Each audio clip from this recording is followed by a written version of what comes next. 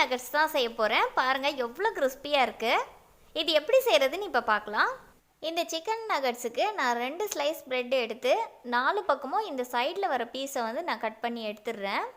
இதை 4ஆக கட் பண்ணி எடுத்துக்கிறேன். இப்போ இன்னும் சின்னதாக வேணும்னாலும் கட் பண்ணிக்கலாம். நான் 4 பீஸாக கட் பண்ணுறேன். கட் பண்ணி வச்சுருக்க ப்ரெட்டை மிக்சியில் போட்டு 2 சுற்று சுற்றிக்கிறேன்.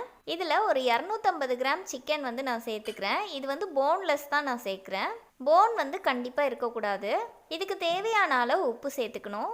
1 ஸ்பூன் அளவு தனி மிளகாத்தூள் சேர்த்துக்கிறேன். 1/4 ஸ்பூன் மிளகுத்தூள் சேர்த்துக்கிறேன். உங்களுக்கு காரம் கம்மியாக வேணும்னா நீங்கள் இன்னும் கூட கொஞ்சம் கம்மியாக சேர்த்துக்கலாம். 1 டேபிள் ஸ்பூன் அளவு இஞ்சி பூண்டு சேர்த்துக்கிறேன். இஞ்சி பூண்டு வந்து நான் இடிச்சிட்டு சேர்த்துக்கிட்டேன். இப்போ இது எல்லாத்தையுமே அரைச்சிட்டேன். ரொம்ப நைஸ் பேஸ்ட்டாக அரைக்க தேவையில்லை. லேசாக கொரன்னு அரைச்சாலே போதும். நீங்கள் ஒரு 2 சுற்று சுற்றினாலே போதும். இதில் 1 ஸ்பூன் அளவு எண்ணெய் சேர்த்து இதை நல்லா மிக்ஸ் பண்ணிக்கணும். இதை நான் 2 மெத்தடில் செய்து காட்ட போகிறேன். ஃபஸ்ட்டு மெத்தட் என்னன்னு பார்த்தீங்கன்னா, நீங்கள் ஒன்றா எடுத்து உருட்டுறதுக்கு உங்களுக்கு கஷ்டமாக இருந்தால் நீங்கள் இந்த மாதிரி பூரிக்கட்டையால் கூட உருட்டிட்டு சின்ன சின்ன பீஸாக நீங்கள் கட் பண்ணி எடுத்துக்கலாம். ஆனால் இது ரொம்ப மெல்லிஸாக தேய்க்கக்கூடாது, ஓரளவுக்கு கனமாக தான் இருக்கணும். இப்போ 4 பக்கம் சைடும் கட் பண்ணிட்டேன். இப்போ சின்ன சின்ன பீஸாக இதை கட் பண்ணிக்கலாம். இந்த மாதிரி ஷேப்லேயும் நீங்கள் செய்துக்கலாம். இப்போ செகண்ட் மெத்தட் சொல்கிறேன். இப்படி கொஞ்சமாக ஒரு உருண்டை சைஸ் எடுத்துக்கோங்க. அதை ரவுண்டாக நல்ல பால் மாதிரி உருட்டிட்டு லேசாக நீங்கள் தட்டி இந்த மாதிரி ஓவல் ஷேப்புக்கு பண்ணிக்கோங்க. முட்டை ஷேப்புக்கு செய்தீங்கன்னா கரெக்டாக இருக்கும். இது இந்த ஷேப் தான் செய்யணும்னு கம்பல்சரி கிடையாது. உங்களுக்கு பிடிச்ச ஷேப்பில் கூட நீங்கள் செய்துக்கலாம். நான் எல்லாத்தையும் இதே ஷேப்லேயே செய்து வச்சுட்டேன். ஒரு எக்கு எடுத்துக்கிட்டேன். அதில் கொஞ்சமாக உப்பு சேர்த்துட்டு கொஞ்சம் மிளகுத்தூளும் சேர்த்துக்கிட்டேன். இதை நல்லா பீட் பண்ணி வச்சுருக்கேன். இன்னொரு பிளேட்டில் வந்து பிரெட் க்ரம்ஸ் வச்சுருக்கேன். இப்போ இந்த எக்கில் இதை டிப் பண்ணிவிட்டு பிரெட் க்ரம்ஸ்லேயும் இதை டிப் பண்ணிக்கிறேன்.